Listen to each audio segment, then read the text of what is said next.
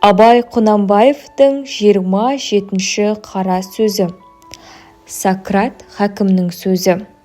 Бір күні Сократ хакім бір Аристодем деген ғалым шәкіртіне Құдай тәбәрәка уа тағалаға құлшылық қылмақ турасында айтқан сөзі. Ол өзі құлшылық қылғандарға күлуші еді. Әй, Аристодем, ешбір адам бар ма, сенің білуіңше қылған өнерлері себепті адам таңырқауға лайықты деді. Ол айтты, толып жатыр, Хазірет. Бірінің атын аташы деді. Гомерге бәйітшілігі себепті, Софокльге трагедиясы себепті, яғни біреудің сипатына түспектік. Зевксиске суретшілігі себепті таңырқаймын деп соған ұқсаған неше оның басқа өнерлері әшкере болған жандарды айтты. Олай болса, кім артықша ғажайыптануға лайықты? Жансыз, ақылсыз, құр пішінді жасайтұғын суретші ме, я жан иесі, ақыл иесі адамды жаратушы ма дейді. Соңғысы лайықты дейді. Бірақ ол жаратушы жаратты, өздігінен кез келіп солай болып кетпей, басынан біліп істеген хикметмен болса дейді. Жә, пайдалы нәрсе дүниеде көп, бірінің пайдасы көрініп, білініп тұрады. Кейбірінің пайдасы анық білінбейді, соның қайсысын хикмет көресін деді.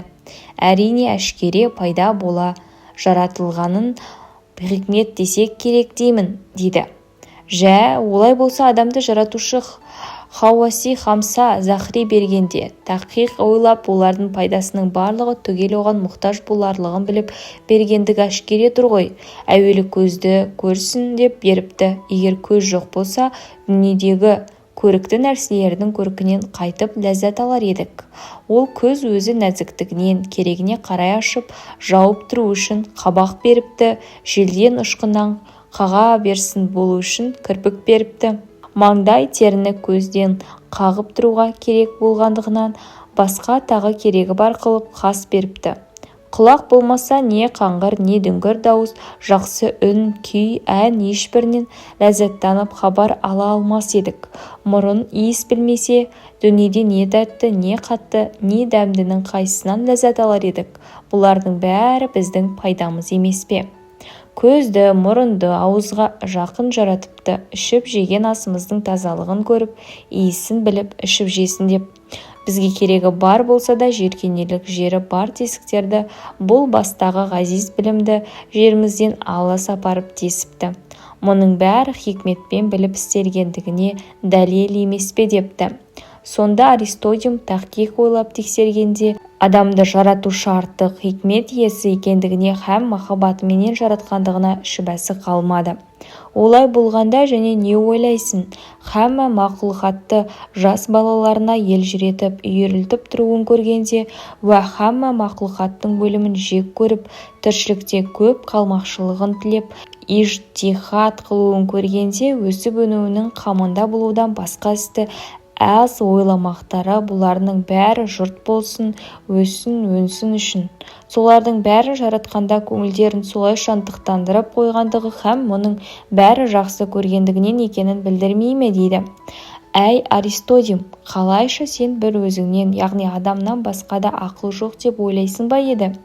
Адамның денесі өзің жүрген жердің бір битімдей құмына ұқсас емес пе? Денеңде болған дымдар жердегі сулардың бір тамшысында емес пе? Жә, сен бұл ақылға қайдан ие болдың? Әрине, қайдан келсе де жан деген нәрсе келді де, сонан соң ие болдың. Бұл ғаламды көрдің, өлшеуіне ақылың жетпейді, келісті көрімдігіне һәм қандай лайықты жарастықты законыменен жаратылып, оның ешбірінің бұзылмайтығынан көресің.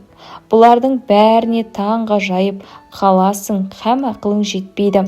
Осылардың бәрі де кез келгендікпен бір нәрседен жаралған ба, яки бұлардың иесі бір өлшеусіз ұлы ақыл ма?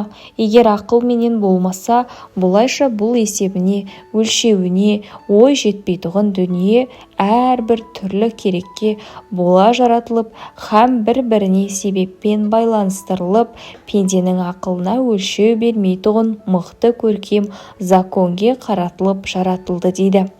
Ол айтты, тақиқ бұл айтқанының бәрі рас, жаратушы артық ақыл иесі екендігі мағлұм болды. Ол Құдайдың ұлықтығына іңкәрім жоқ. Бірақ сондай ұлық Құдай менің құлшылығыма не қылып мұқтаж болады деді. Ей, Аристодим, қате айтасың. Мұқтаж болмағанда да біреу сенің қамыңды жесе, сенің оған қарыздар екендігіңе де ұстаз керек пе? деді. Аристодим айтты, ол менің қамымды жейтұғынын мен қайдан білем деді. Жә, олай болса хамма мақұлыққа да қара, өзіңе де қара. Жанды бәрімізге де беріпті. Жанның жарығын бәрімізге де бірдей ұғарлы қылып беріп пе? Адам алдын артын осы күннің үшеуінде тегіс ойлап тексереді. Хайуан артын осы күнінде бұлдыр біледі. Алдыңғы жағын тексермекке тіпті жоқ. Хайуанға берген дүниеге қара, адамға берген денеге қара. Адам екі аяғына басып тік тұрып, дүниені тегіс көрмекке, тегіс тексермекке лайықты. Һәм өзге хайуандарды қолданарлық пайдасын көрерлік лайығы бар. Хайуанның бірі аяғына сеніп жүр, бір өзіңдей хайуанды қолданарлық лайығы жоқ. Адам өзі өзіне сенбесе, адамды да хайуан секілді қылып жаратса, еш нәрсеге жарамас еді. Хайуанға адамның ақылын берсе, мұнша шеберлік, мұнша дәркарлік, бір-біріне ғылым үйретерлік шешендік салақаят ол денеге лайықты келмейді. Қай өгіз шаһар жасап, құрал жасап, неше түрлі сайман жасап, сыпайылық шеберліктің үрдесінен шығарлық қисыны бар.